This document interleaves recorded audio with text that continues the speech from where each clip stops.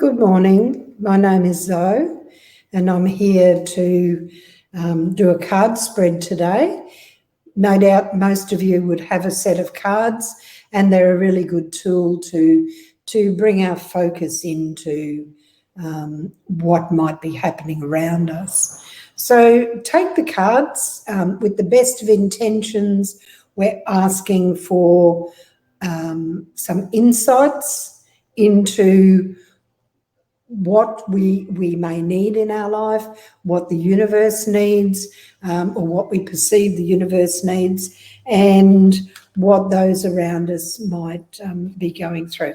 So shuffle your cards, and as I say, with the best of intentions, we will draw the cards and see what they have to say.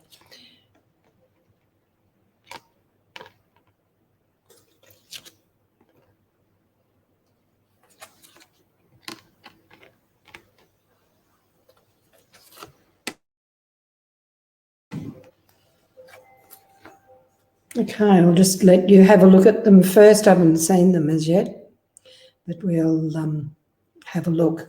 Here we go. The first one, nature. All right, so if we look at nature, nature is all around us if we give ourselves time to feel the blessings that come from nature. We can go out into nature and re-energize ourselves. Nature gives us our oxygen, our sense of belonging, the freedoms that we have in nature are untold, but we have to go out into nature to experience those energies. The energy that is imparted to us actually uplifts us.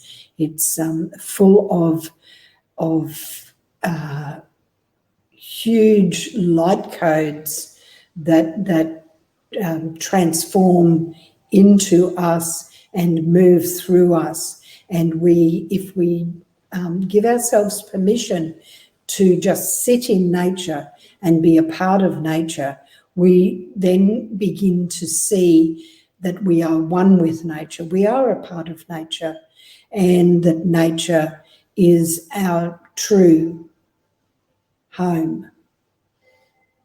We can also look at nature as the natural flow of life through the seasons, through the years, which the years are a construct that we have developed as humans, but through the seasons, through night and day, there's a lot of clues within nature that help us to understand not just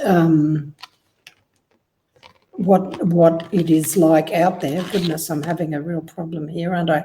Not what it's like just out there, but also the movement from day to night allows us to see that in the light we can see everything readily, but there's a lot of things hidden from us because of the light.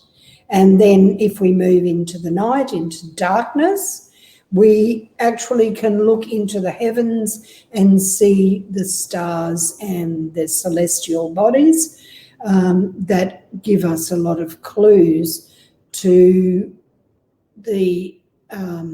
what eternity is about, to what infinity is about. Because as we look at the stars, we come to realize that they are here with us, but they're actually showing us the past. And it's very valuable exercise to recognize that it's not just about ourselves.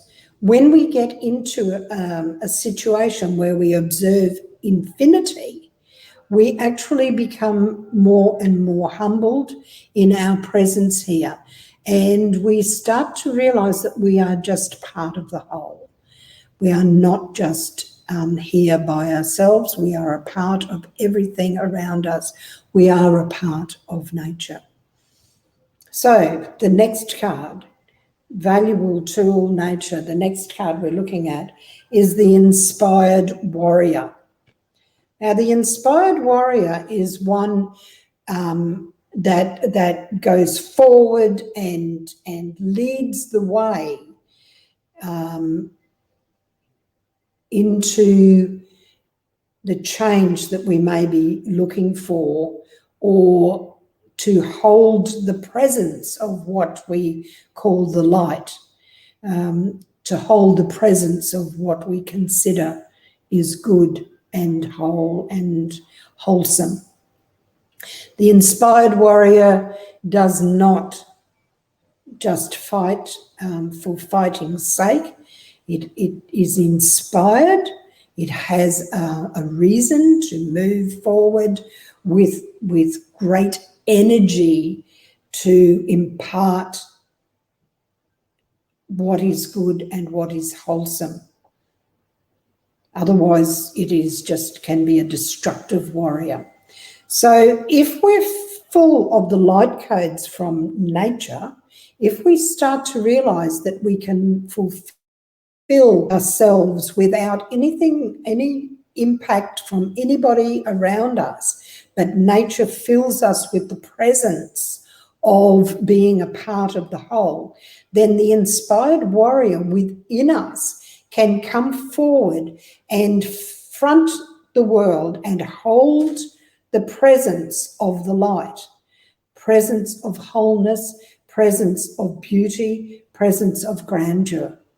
And as we allow that warrior to come forward with higher and higher levels of consciousness, we hold the space to bridge no gap of what is right and what is wrong from the highest perception of what love is. Universal life force energy is just that. It comes from outside of us, not through other people, not through money, not through our possessions, not through anything other than our presence with universal life force energy. If we fill ourselves with that presence, the inspired warrior will come forward and stand the ground to hold the presence of beauty, harmony, joy, and peace. These cards are all little messages for us. All right, this next one is Jade Mountain. So if we consider Jade Mountain, it is a mountain of great beauty. It is full of the energy of the crystal form of jade, and it gives us hope for where we're going to. It's sort of like the epitome of reaching heaven, nirvana. But it's here on this earth plane. So the Jade Mountain is the mountain that in nature that, say, the inspired warrior and we, just the normal, ordinary, everyday person, aspires to rise towards, to take us out of this present state which we may find ourselves in, and to be inspired to keep rising and rising to the crystalline understanding of what it means to bring in that energy from the universe. And there are many places on our earth that are crystalline, that give us the energy that is a part of nature, but it fills us with the energetic movement towards rising to the best that we can be. And it's the pursuit of rising up that crystalline grid to the highest point of consciousness that we can reach. That's what the Jade Mountain represents. And the last one is cooperation. So the last one is about cooperation. For us to achieve anything that we set our minds to, we not only have to cooperate with those around us, but we have to cooperate with the different parts of ourselves. Now, we all know that we have these voices within us that often create conflict, internal conflict. And if we cooperate with those voices within, we can actually quieten the ones that are negative, quieten the ones that are telling us that we're too fat, too thin, too loud, too soft, too anything. And we can find our true self.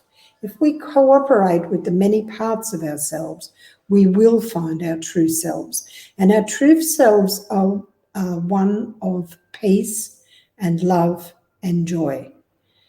It's full of harmony, it's full of blessings, and it's full of understanding that we are a part of the whole.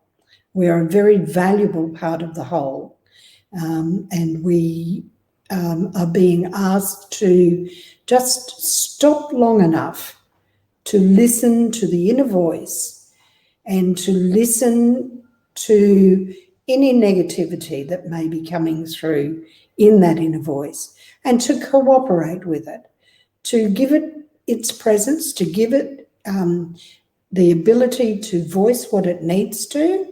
But the higher parts of ourself know that we want just joy and peace and harmony.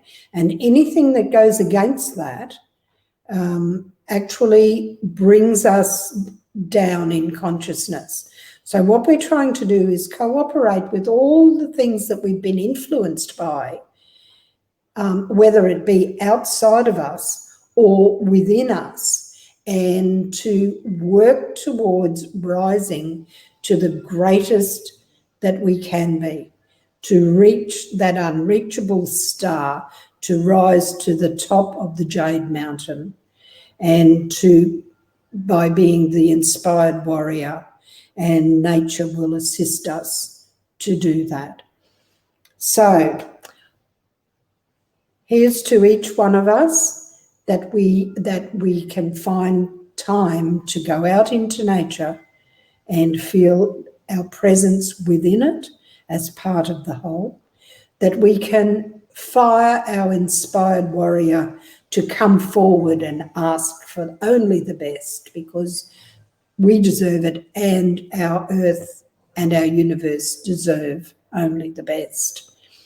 To rise to the height of the Jade Mountain, which is the peak of the crystalline understanding, and through our cooperation with doing all of that, we will change what is actually happening in our world, not just within, but without. Namaste.